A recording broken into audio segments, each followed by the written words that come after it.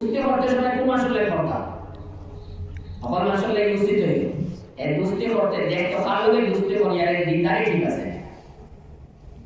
আল্লাহ ওয়ালা দিন খালিল ফালিয়ানজুর মাই খালিল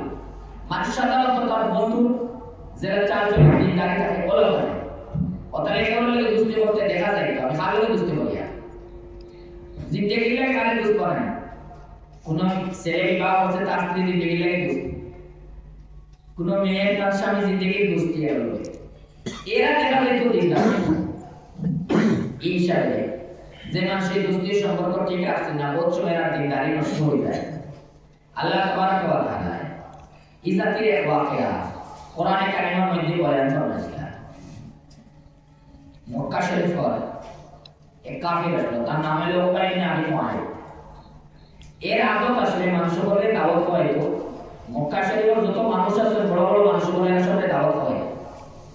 এক সময় হেতার বাড়ি দাওয়াত দিছিল আর এই দাওয়াত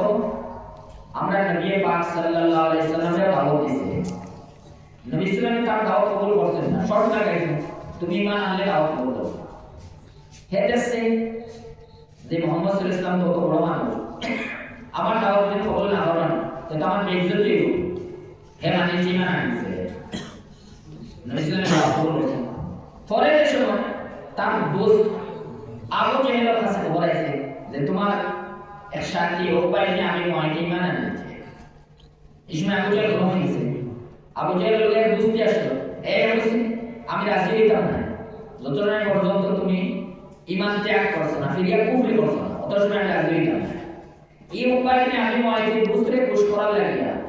ঈমান ত্যাগ করছে ঈমান ছাড়িয়ে নবী ইসলামের অসম্মান করে ও এরা ব্যাপারে আল্লাহ তাআলা ফরমাইছেন